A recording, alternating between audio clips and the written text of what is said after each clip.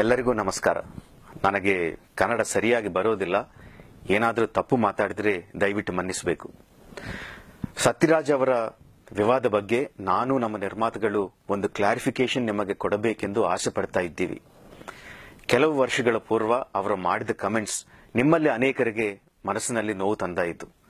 ಆದರೆ ಆ ಕಮೆಂಟ್ಸ್ಗೂ ನಮಗೂ ಯಾವ ರೀತಿಯಲ್ಲೂ ಸಂಬಂಧವೂ ಇಲ್ಲ. ಅದು ಕೇವಲ ಸತ್ಯರಾಜ್ ಅವರ ವ್ಯಕ್ತಿಗತ ಅಭಿಪ್ರಾಯ. ಒಂದು ತಿಂಗಳ ಮುಂಚೆ ಸೋಷಿಯಲ್ ಮೀಡಿಯಾನಲ್ಲಿ ಈ ವಿಡಿಯೋ ನೋಡೋ ತನಕ ನಮಗೆ ಈ ವಿಷಯನೇ ಗೊತ್ತಿಲ್ಲ. ಅವರಿಗೆ ಕಮೆಂಟ್ ಮಾಡಿ 9 ವರ್ಷ ಆಗಿದೆ. ಆಮೇಲೆ ಅವರು ನಟಿಸಿ ನಿರ್ಮಿಸಿರುವ ಎಷ್ಟೋ ಚಿತ್ರಗಳು ಕರ್ನಾಟಕದಲ್ಲಿ ರಿಲೀಸ್ ಆಗಿವೆ. ಬಾಹುಬಲಿ ಪಾರ್ಟ್ 1 ಕೂಡ ರಿಲೀಸ್ ಆಗಿದೆ.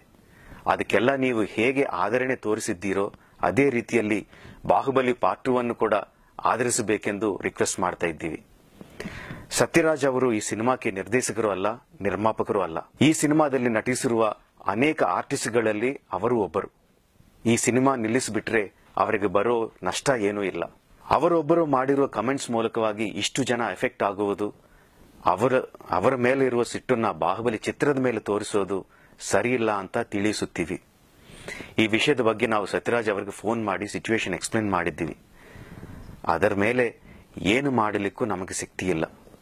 ನಮಗೆ ಸಂಬಂಧ ಇಲ್ಲದೇ ಇರುವ ಈ ವ್ಯವಹಾರದಲ್ಲಿ ನಮ್ಮನ್ನು ಇನ್ವಾಲ್ವ್ ಮಾಡಬಾರದಂತ ಮತ್ತೊಮ್ಮೆ ನಿಮ್ಮೆಲ್ಲರನ್ನ ರಿಕ್ವೆಸ್ಟ್ ಮಾಡ್ತಾ ಇದ್ದೀವಿ. ನಿಮ್ಮ ಪ್ರೀತಿ ಸದಾ ನಮ್ಮ ಮೇಲೆ ಇರಬೇಕೆಂದು ಆಸೆ. ಹೃದಯಪೂರ್ವಕ ಧನ್ಯವಾದಗಳು. ನಮಸ್ಕಾರ.